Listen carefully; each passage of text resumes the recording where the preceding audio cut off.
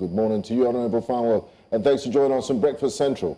Good morning, and thanks for having me. Now, Honourable Fanwo, despite security concerns and the government ban on rallies, Senator Natasha Akpoti-Uduaghan proceeded with a homecoming event in Kogi State, drawing massive crowds. Why did the government attempt to restrict the event in the first place? And does her defiance of the order indicate a loss of state authority in Kogi Central? Thank you very much. I think it's very important for the sake of viewers around the world to put the whole thing in the proper perspective. First, the ban was not just targeted at one person. It was a decision of the state government to ensure security, peace, and tranquility in the state. And all the three senatorial districts were affected. For instance, in Kogi West, where there were clashes resulting from, misunderstanding on fishing ponds, 2 lives had been lost already. The state government had deployed security to the place, and a ban has been placed on all fishing activities in Kogi local government area. Also in Kogi East, to be specific, in Njema district in Nangpa local government area, 2 communities are having crisis as we speak, and lives had also been lost. As a result of that, government had also mobilized security to the place, curfew also imposed, and in Kogi Central, acting on intelligence that there would be some rallies, political, religious, that might create crisis and lead to bloodshed. So the decision of government was basically informed by security reasons to guarantee the security of lives and property. As to obeying the ban, it has to do with individuals. There are individuals who are naturally lawbreakers, and it will be very difficult for them to obey simple rules that were put in place to ensure orderliness. So it is not for us to talk about that. We'll leave that to the right authorities to talk about that. When you're talking about rallies that could potentially lead to violence, political rallies, did the information that you get specifically speak to Senator Natasha Akpoti-Uduaghan's homecoming? No, not targeted at, like I said, it's not targeted at a single person. We got intelligence that some groups were also planning to have a religious procession in Kogi Central. And if you understand the history of that central district, you would know that there were rival religious groups there. They are of the same faith, but they have been rivals over the decades, and that had led to one crisis or the other. So it was not specifically targeted to her, but from what happened at the rally that she defiantly organized, you would see that if not for the maturity of the critical stakeholders of the state, those spurious, malicious, defamatory allegations of her could have led to a lot of crisis that day. So I give it to the security agencies. I want to say their intelligence were top-notch. All right, let's also look at the fact that, many have said that it could be as a result of Senator Natasha coming back home that led to the sudden announcement of ban on rallies and an attempt to stop her. Can you confirm here, especially on national TV, that Senator Natasha is not an enemy of the state and she does have the support of the sitting governor, Governor Odudu? It is nobody, we do not see our citizens as enemies of the state. It is our responsibility to protect our citizens. Those who violate the law, the outlaws, the terrorists, the criminals, the armed robbers of this world are the enemies of the state. This category you have listed, does if Senator you break Natasha, the law, this category you've listed, does Senator Natasha Akpoti-Uduaghan fall into this category you've listed?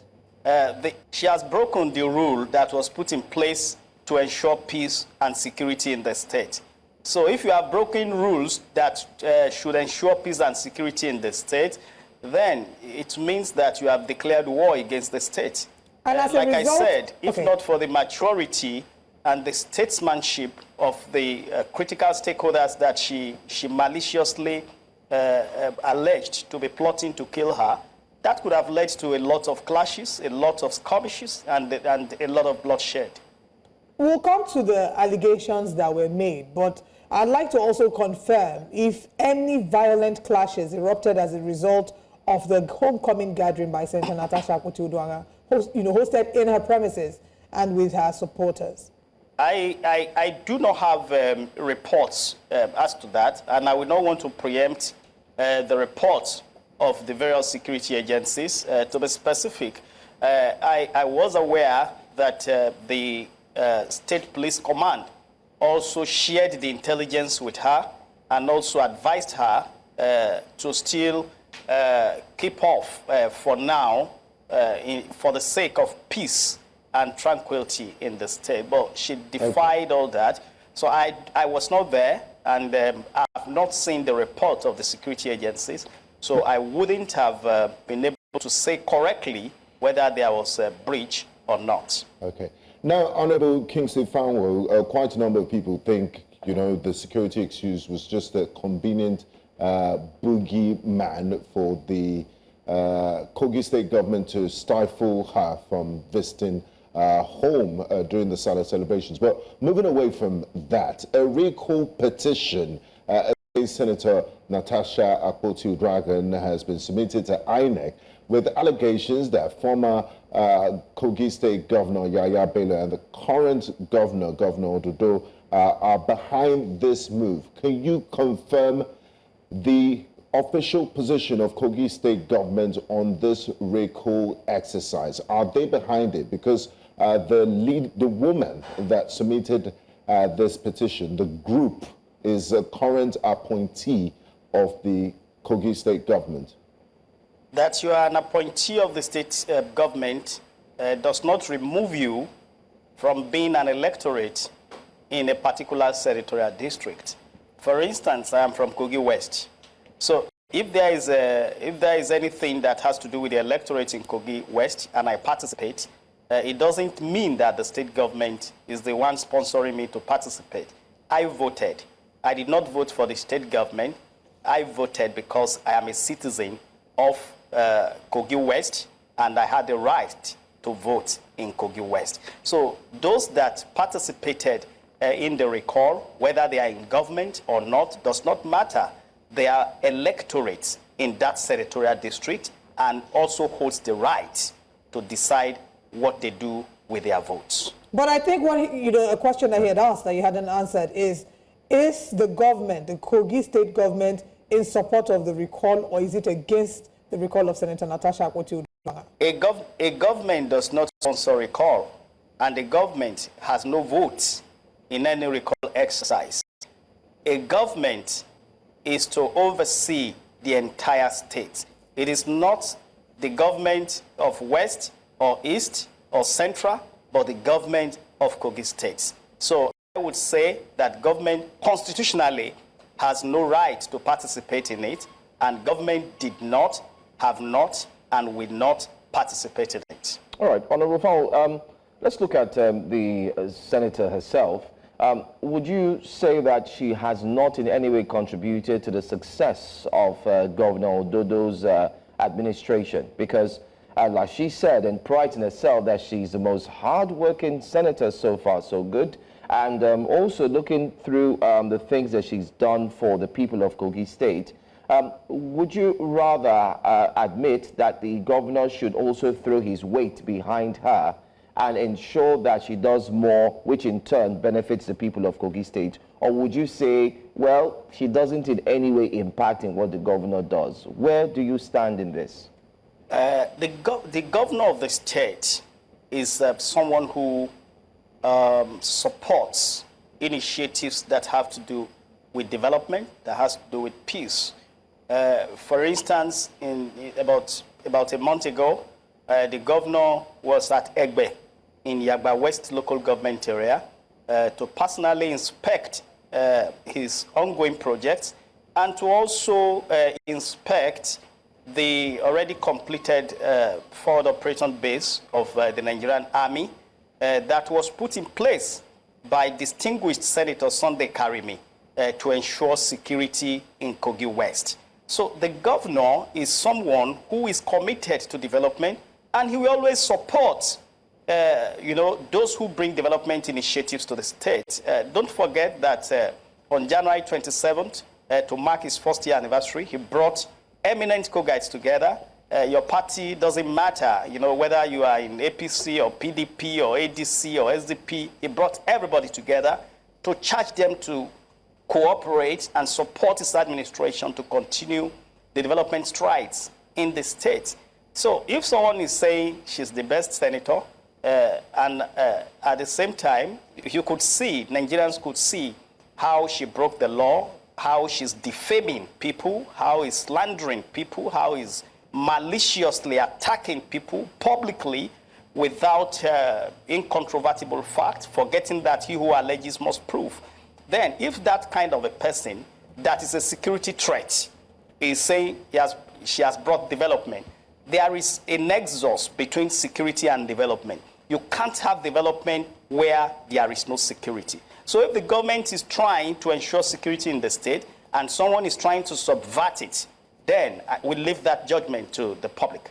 All right, just to go back to the question that my colleague asked as well, are you saying that she did not contribute to the improvement of the quality of the administration, the current administration? Yes, you're saying that she's broken the law, which can be argued for or against. But prior to this homecoming, what has her score sheet been? What would you say has been the performance of Senator Natasha Akpoti-Uduaghan in Kogi State in terms of improving the welfare of the lives and citizens in Kogi State?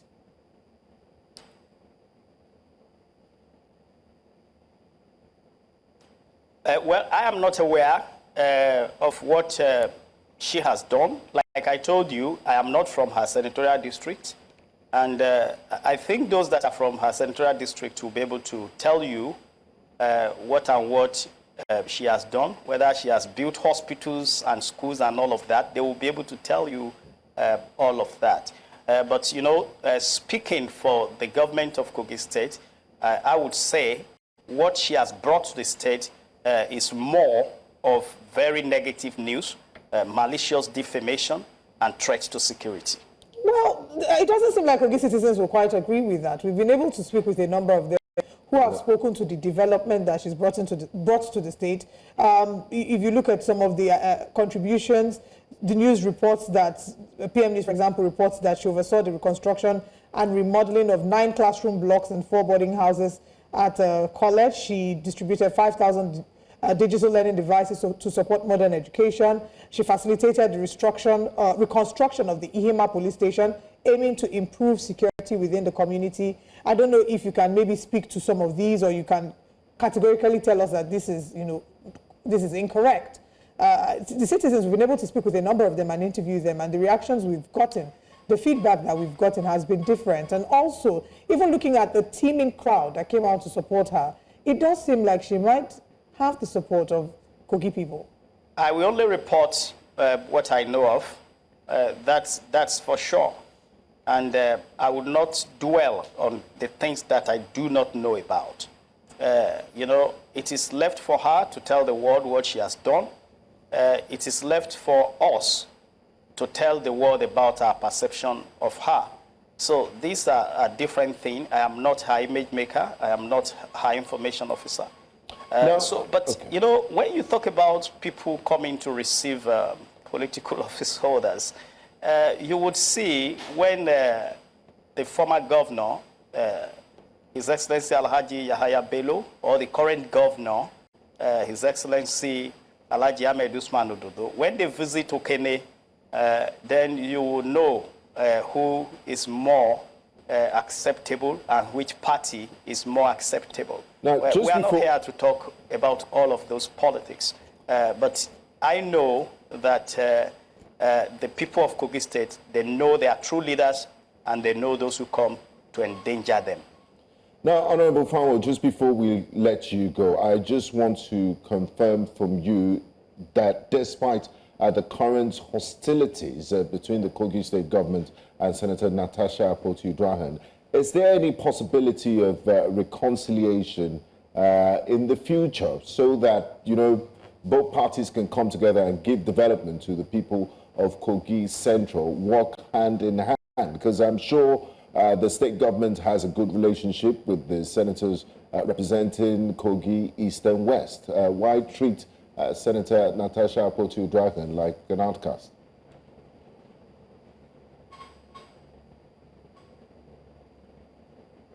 Yes, there is a reason why the Reverend Desmond Tutu called it truth and reconciliation. Before we talk about reconciliation, we must first establish the truth. There were allegations against the former governor and the current governor. I can confirm to you that the governor of Kogi State, the chief servant of Kogi State, His Excellency Alhaji Ahmed Usman Ododo, will be suing her, you know, to come and prove the allegations against him. I can also confirm to you that the former governor, His Excellency Alhaji Ahmed Usman Ododo, will be going to court to challenge her over those things. She must come and prove those allegations. She was given even dates. This one, they called somebody on March so. So I think we believe that she should have facts. Those facts would have to be presented in court.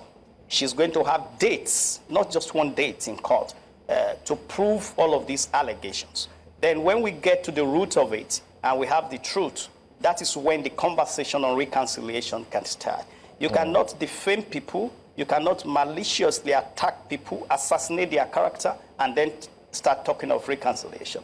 It doesn't work that way. Reconciliation will come after the truth has been established. Well, we would say that that's well said. Of course, you cannot continue to speak disparagingly about people's image without having to face a day in court. And you've said it here that she would be invited pretty soon and she'll be served. I want to say thank you so much for taking time out to speak with us. We do understand that it's been a busy 24 hours for you. The Kogi State Commissioner for Information and Communication talking about Honorable Kingsley Femi Fanwo. Thanks for joining us this morning.